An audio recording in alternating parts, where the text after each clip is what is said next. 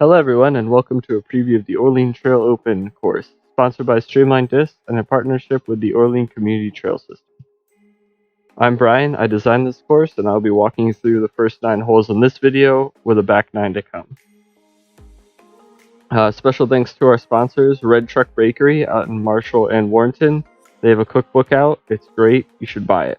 Julian McGuire Photography at julianmcguire.com, a great local photographer. Jeff Collins, who runs Wally Caterpillar Excavation Company, and Blue Mountain Brewery out in Charlottesville. Hole 1, 480 feet. It's a hard par 3. It's wide open pretty much except for the 3 trees in the fairway. So you're going to have to go wide either right or left around these trees and hopefully make it to at least the bottom of this hill. Once you get to the bottom of this hill, you're going to have another upshot back up to the basket, which is perched between these 2 smaller cedar trees. This hole and other long holes will feature a novice tee pad that is shorter from the tee pads shown during this video.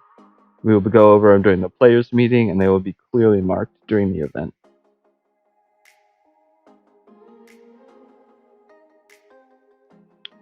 Hole 2, 228 feet, par 3. You'll have to bear with me as the footage came out a little sun-washed. This was flying directly into the sun, and I'm kind of a new drone operator. It's very downhill, so the problem here would be speed control to make sure that you're coming into this green slow enough that you don't fly past the basket. And it's just perched in this copse of trees. You can see Sully there, he's running to go get my drive that was about 150 long.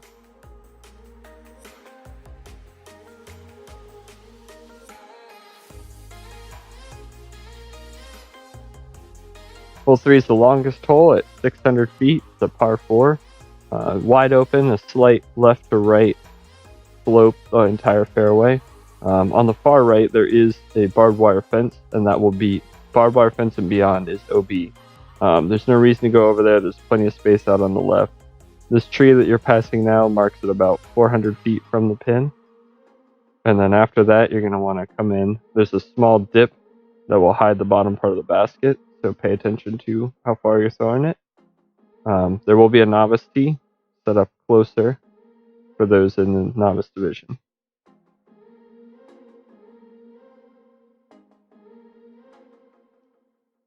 Hole 4, 381 feet, downhill, par 3. It starts out easy, it's pretty wide open, and then as you approach the green, it gets a little trickier. So you can see there's guardian trees on the right.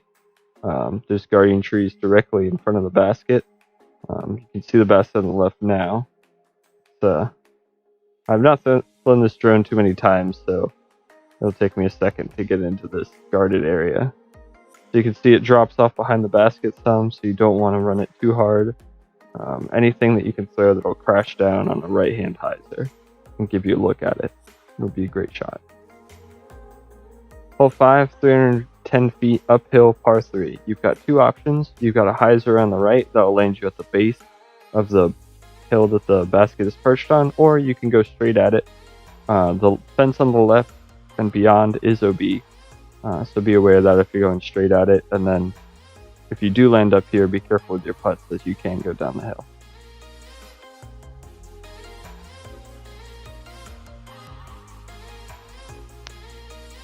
Hole 6, 400 feet. This is kind of like a park golf feeling hole, so it's got some old big trees. You can take a hyzer route, or you can take this straight route. It's a lot more open than it looks on camera. So the hyzer route's going to finish somewhere in this clearing, and the straight route could hopefully push forward a little farther.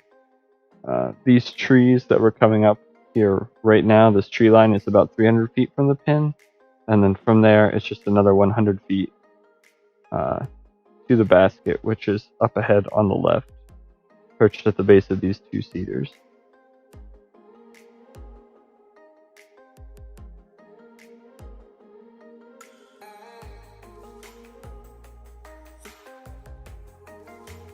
Hole 7, 330 feet, par 3. You've got 2 options. Both options are more open than the previous hole. You can go big hyzer to the right or big hyzer to the left, depending on if you're right-handed, left-handed, forehand, backhand.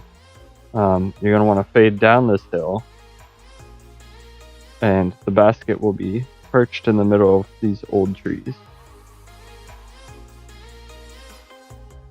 The rough is pretty rough past the basket, so keeping something from going too long is very important.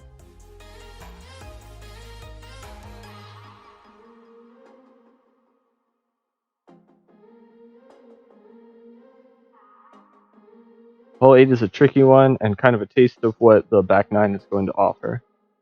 It's a 442-foot par 4 where your landing zone is very important. So from the tee, you're throwing into these woods with the expectation that you're going to be able to get into at least past these trees that we're passing now. It is about 330 feet to the ideal landing zone, which we have not gotten to yet, and about 112 feet to the pin itself.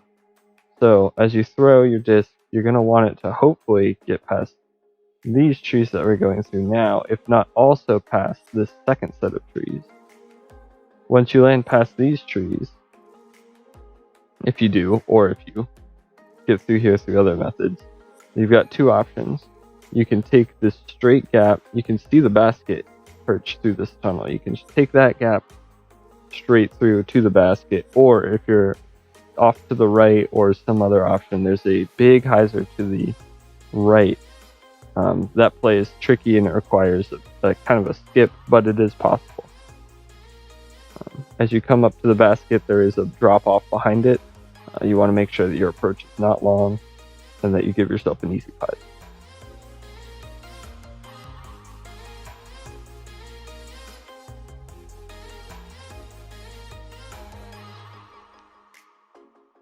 Hole 9 is the Sully hole.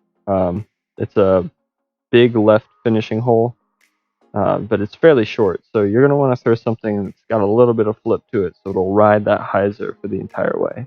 The branch above, the low steering will still be there, but some of the underhanging branches I'm going to trim down.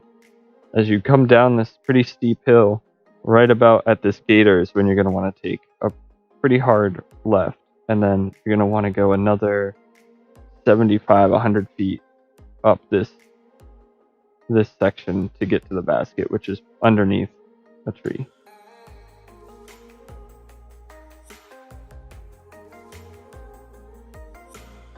Thank you for watching the preview of the front 9 for the Orlean Trail Open, sponsored by Streamline Disc with the Orlean Community Trail System. I apologize if some of my drone flights were a little novice. I hope that you'll sign up on discgolfscene/OTO. The course is shaping up to be great, and the back 9 is going to be fantastic. I'm going to get that video out as soon as I can.